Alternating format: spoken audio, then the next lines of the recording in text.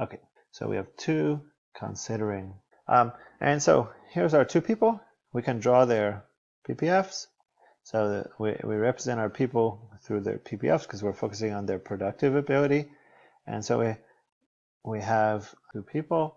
Okay, and so the first person, his name is Pat, and Pat's production looks like this. The second person we have is, so that's Pat. Second person we have is Alex. And Alex's production looks like this. Okay, so first thing you might be saying is, oh, Pat and Alex.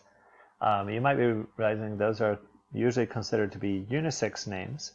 So just they're both shortened versions of other names, and you can't really tell if somebody's male or female by when you hear the name Pat or Alex. Okay, and I chose that on purpose, so that way you're not thinking about, oh, this is one person is a man, one person is a woman.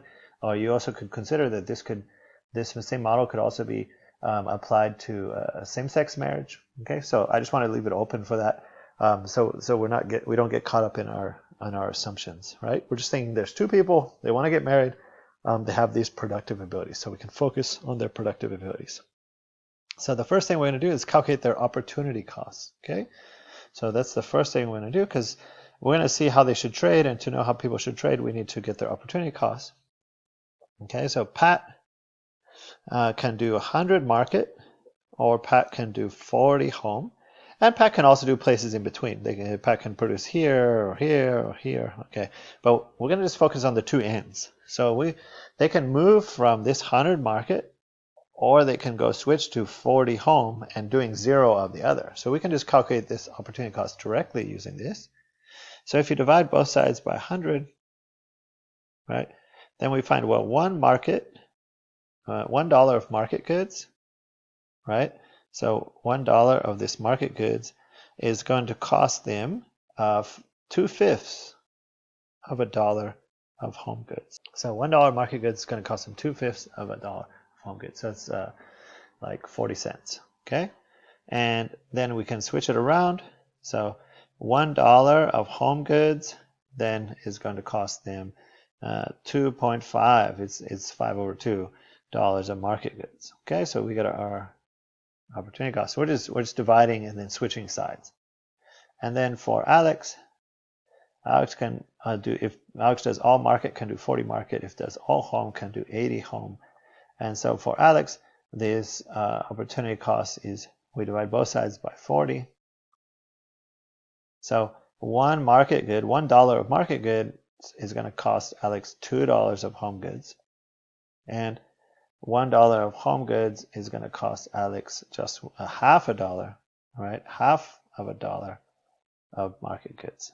So these are opportunity costs. One of the things you might be saying, wait a second, how is $1 equal to $2? Well, these are totally different goods. Okay, so a home cooked meal and a meal in a restaurant are not the same thing whatsoever, and so we're kind of valuing them differently, right? And some of them are not comparable. There might be some goods that you produce at home that can't be produced in the market. They're not available in the market, or vice versa, right? So we're not exactly valuing these equally. You can kind of just consider these as 2 separate goods. Don't think of it as being a direct exchange, like this good should trade directly $1 to $1. Right? They don't have to be the same. You can almost think of it like they're in different currencies or something. Okay, so then now we have to look at opportunity costs. So, well, this one is cheaper. So for Pat's relatively good at producing the market goods, and Alex is relatively good at producing home goods. And we could see this just by, even if we didn't calculate this, we could see it just by looking at the slopes of their 2 lines. So we're going to find, well, Pat has both absolute and comparative advantage, right?